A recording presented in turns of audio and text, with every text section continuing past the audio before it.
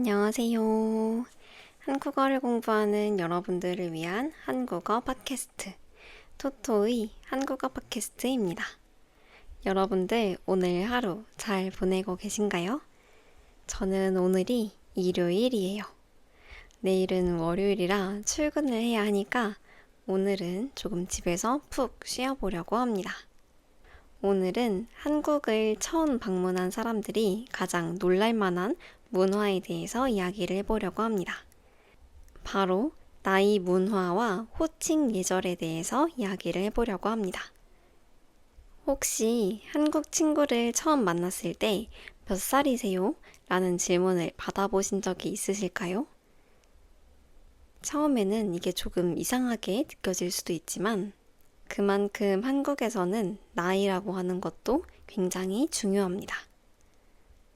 나이가 왜 중요한지, 어떤 호칭을 사용해야 하는지, 그러면 언제 반말을 해도 되는지, 오늘 여러분들의 그런 궁금증을 해소하는 영상을 찍어보려고 합니다.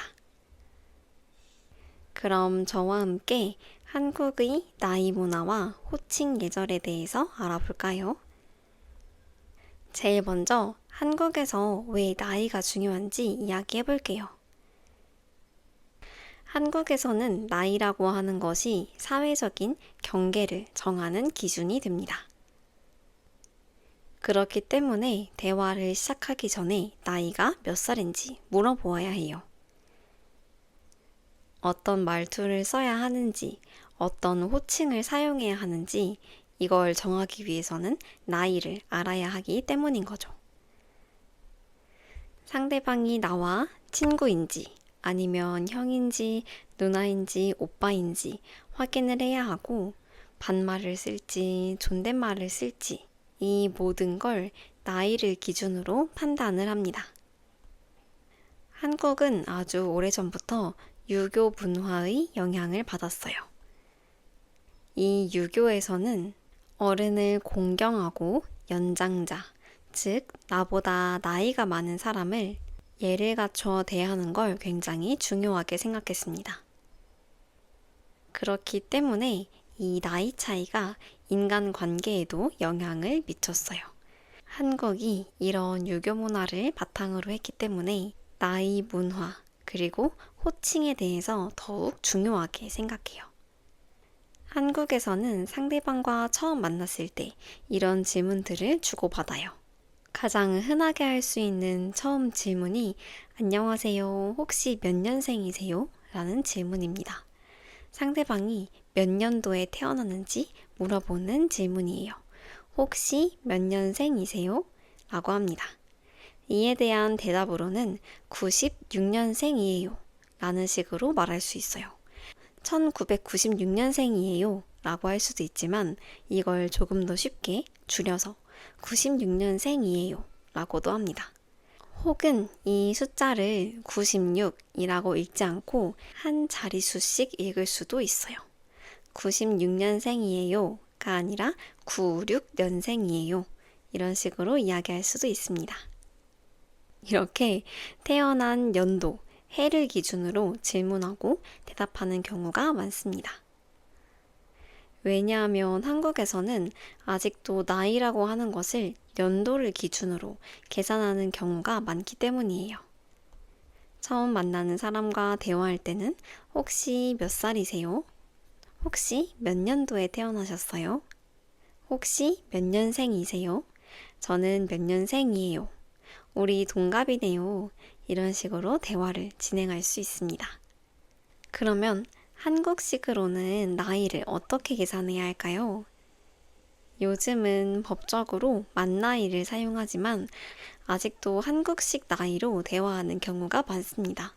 저도 좀 그렇지만 이 만 나이를 사용하면 약간 헷갈리는 부분이 있더라고요. 2025년에 태어난 아기는 1살입니다. 그리고 2024년에 태어난 아기가 2025년이 되면 2살이 되는 거예요. 그렇기 때문에 한국에서는 몇 살이세요? 라고 물어봤을 때 대답이 다양할 수 있어요.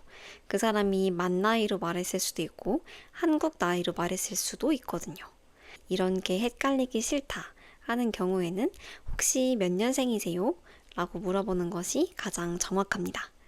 그 사람이 나보다 빨리 태어났으면 연장자니까 존댓말을 써야 하고, 그 사람이 나와 태어난 연도가 같으면 동갑이니까 친구처럼 대할 수도 있고, 만약 상대방이 나보다 느리게 태어났다면 제가 더 연장자이기 때문에 말을 더 편하게 할 수도 있겠죠. 한국에서는 이 호칭이라고 하는 것도 굉장히 다양합니다. 상대방의 성별, 나이, 관계에 따라서 다양한 호칭을 사용할 수가 있어요. 가족 같은 관계에서 사용할 수 있는 호칭에는 이런 것들이 있습니다.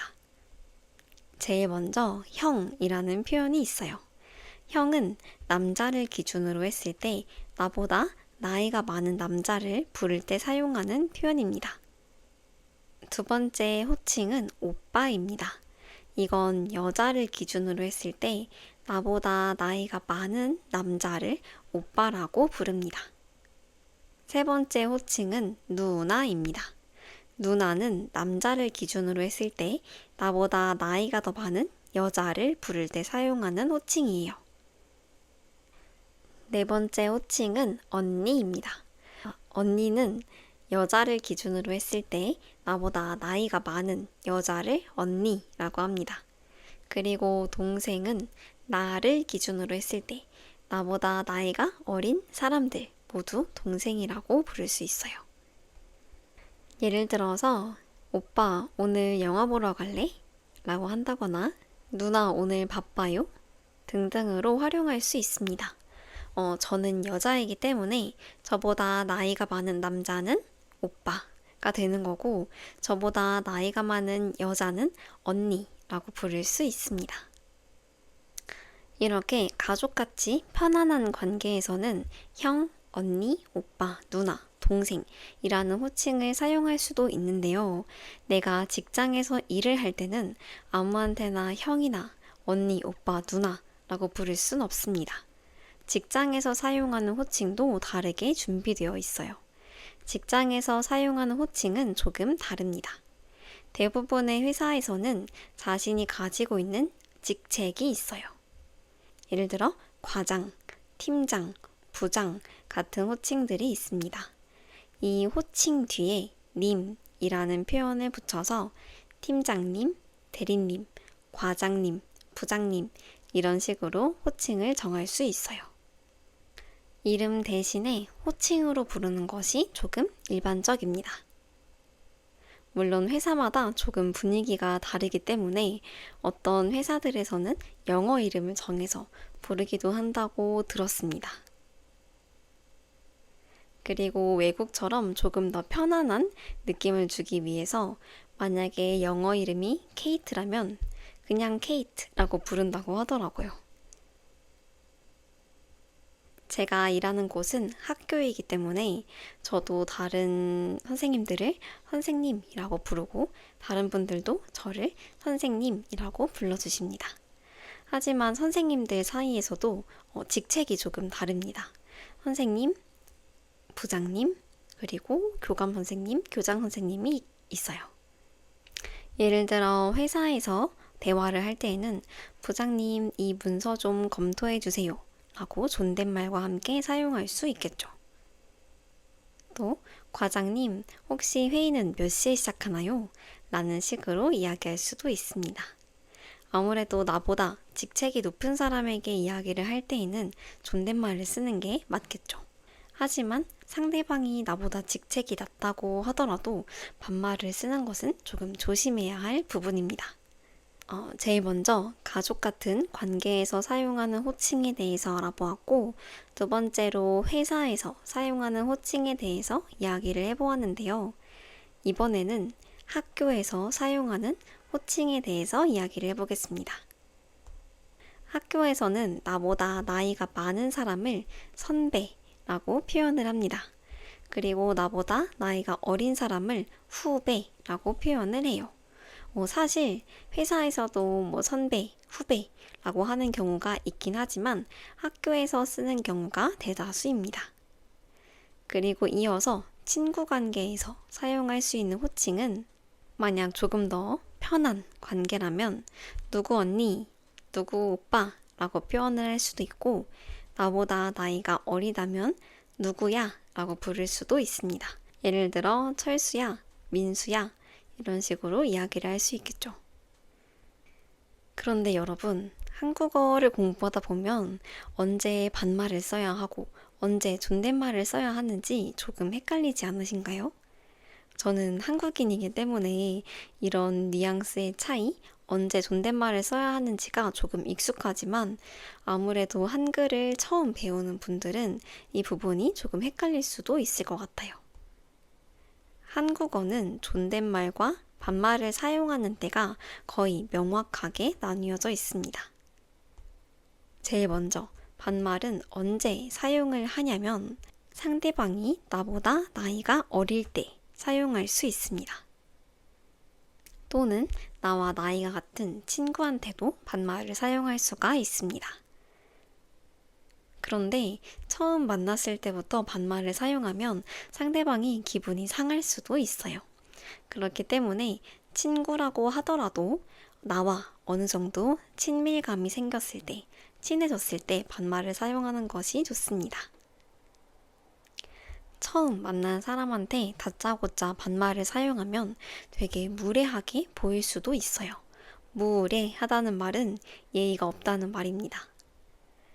이 한국에서는 누군가를 만나고 첫인상도 굉장히 중요하기 때문에 처음 만난 사람한테 다짜고짜 반말을 쓰면 안 됩니다. 그래서 상대방과 내가 친해진 것 같고 혹은 상대방과 나이가 같다면 이렇게 제안해 볼 수도 있어요. 그럼 우리 이제부터 반말 쓸까? 또는 그럼 우리 이제 친구할래? 라고 이야기를 해볼 수 있습니다. 그런데 경우에 따라서는 저는 나이가 같다고 하더라도 존댓말을 쓰는 게 편한 경우가 있습니다. 아무래도 저는 어릴 때부터 집에서 부모님께 존댓말을 쓰도록 배워왔어요. 그렇기 때문에 저보다 나이가 많은 사람에게 반말을 쓰는 게 참 어렵게 느껴집니다. 이 존댓말에서 반말로 넘어가는 타이밍을 놓치면 다시 반말을 쓰기가 어려워지거든요. 이건 또 이따가 이어서 이야기를 해볼게요. 그런데 이 한국에서 나이에 대한 이야기를 하다 보면 꼭 나오는 이야기가 있습니다. 제가 생각했을 때에는 조금 독특한 부분이기도 한데요. 바로 빠른 생일이라는 개념입니다. 예를 들어 누군가가 1995년 1월에 태어났다고 한다면 이 사람은 공식적으로는 1995년생이지만 학교에 들어갈 때 1994년생들과 함께 입학을 하는 경우가 있어요. 그래서 같은 학년이라고 하더라도 이 나이 개념이 조금 모호한 경우가 있습니다. 저도 저와 굉장히 친하게 지내는 언니가 있는데 그 언니가 빠른 년생인 거예요. 이건 제가 나중에 친해진 후에 알았는데 알고 보니까 그 언니가 빠른 년생이었습니다. 하지만 저는 저보다 나이가 많은 사람에게 반말을 쓰지 못하기 때문에 알고 보니 그 언니가 저와 같은 연도에 태어났지만 저는 여전히 언니라고 부르고 있고 존댓말도 사용하고 있어요. 한국에서는 이렇게 빠른 연생이 있어서 나이에 대한 개념이 애매해졌을 때 그 사람을 족보 브레이커라고 부르기도 합니다. 저희 대학교 친구 중에도 저와 같은 연도에 태어났지만 빠른 년생으로 먼저 입학을 했던 친구가 있어요. 그 친구가 저랑 같은 학번이었는데 그 친구는 처음에 이야기를 해주어서 친구처럼 지수야 이렇게 부르게 되었습니다. 사실 처음에는 존댓말을 썼는데 나머지 친구들이 다 그 친구랑 말을 놓아서 저도 어느 순간 말을 놓았어요. 이렇게 한국에는 조금 독특한 개념인 빠른 년생도 있습니다. 빠른 년생, 빠른 생일도 존재하고 있습니다. 다른 나라에도 이런 빠른 년생이 있는지 궁금하네요. 오늘 이렇게 한국의 나이 문화와 호칭 예절에 대해 이야기를 하다 보니 여러분들처럼 한국어를 공부하는 입장에서는 조금 헷갈릴 수도 있습니다. 사실 외국인에게는 이 문화가 조금 복잡하게 느껴질 수도 있어요. 하지만 많은 한국 사람들은 다른 나라 사람이 실수를 하더라도 괜찮다고 생각하는 경우가 많습니다. 그러니까 여러분들이 만약에 누군가와 대화를 하다가 실수를 하더라도 정말 괜찮습니다. 원래 다 그렇게 실수하면서 배우는 거예요. 만약에 실수를 하더라도 정중하게 다시 이야기를 하고 사과를 한다면 뭐 그럴 수 있지 하고 이해해 주시지 않을까 싶습니다. 그래서 그런 여러분들을 위한 팁을 하나 드리자면 누군가와 처음 만나서 대화를 할 때에는 무조건 존댓말을 사용하는 걸 추천드릴게요. 기본은 존댓말입니다. 처음에는 항상 존댓말을 사용하는 것이 안전하고 만약에 그 사람과 내가 가까워지고 친해졌다면 서로 합의를 해서 반말을 사용하면 되겠습니다. 어렵지 않죠? 그러면 오늘 공부한 내용을 바탕으로 퀴즈를 내보도록 하겠습니다. 첫 번째 퀴즈. 남자가 자기보다 나이가 많은 여자를 부를 때 사용하는 호칭은 무엇일까요? 정답은 누나입니다. 두 번째 퀴즈. 나보다 나이가 1살밖에 많지 않으면, 즉 나이가 1살 차이밖에 안 나면 반말을 써도 되죠? 정답은 X입니다. 나이 차이가 1살, 2살 조금 차이가 난다고 하더라도 반말을 쓸 때는 꼭 합의를 해서 반말을 사용해야 합니다. 세 번째 퀴즈. 우리 이제 말 놔도 돼요? 라는 표현은 어떤 의미일까요? 말을 놓자는 표현은 이제부터 말을 편하게 하자, 반말을 쓰자는 의미입니다. 이 세 가지 문제 모두 맞히셨나요? 한국에서는 나이라고 하는 것이 단순한 숫자의 개념이 아닙니다. 말투는 어떻게 할지, 그 사람을 대하는 나의 태도는 어떻게 할지, 그 사람과 나의 관계의 거리감은 얼마인지, 이 여러 가지 요소를 결정하는 데에 중요한 역할을 하는 요소입니다. 하지만 이런 나이 문화와 호칭 예절이 있다는 것은 그만큼 상대방과 나의 관계를 존중하고 그 사람을 배려하고자 하는 모습을 엿볼 수 있는 부분입니다. 오늘은 왜 나이가 중요한지, 누군가와 대화를 할 때 사용할 수 있는 다양한 호칭과 말투, 그리고 빠른 생일의 개념까지 저와 함께 알아보았습니다. 다음에 한국 친구들을 만났을 때 혹시 몇 년생이세요? 라는 표현을 들었다고 하더라도 이제는 당황하지 말고 말해보세요. 이제 잘 설명하실 수 있겠죠? 그리고 만약에 2000년도에 태어났다 라는 경우에는 2000년생이에요 라고도 할 수 있지만 00년생이에요 라고 표현할 수도 있습니다. 사실 2000년대 이후부터는 01년생, 02년생 이런 식으로 표현을 하니까 그 부분도 참고해 두시면 좋을 것 같습니다. 이번 팟캐스트가 여러분들이 한국어를 공부하고 한국 문화를 이해하는 데에 도움이 되었으면 좋겠습니다. 혹시 원하는 주제가 있으면 언제든지 댓글로 남겨주세요.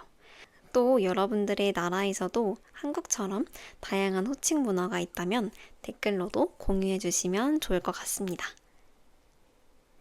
그럼 저는 다음 시간에도 한국의 여러 가지 소식을 전하는 팟캐스트로 돌아오도록 하겠습니다. 한국어 공부도 열심히 하시고 다음 영상에서도 또 만나요. 안녕.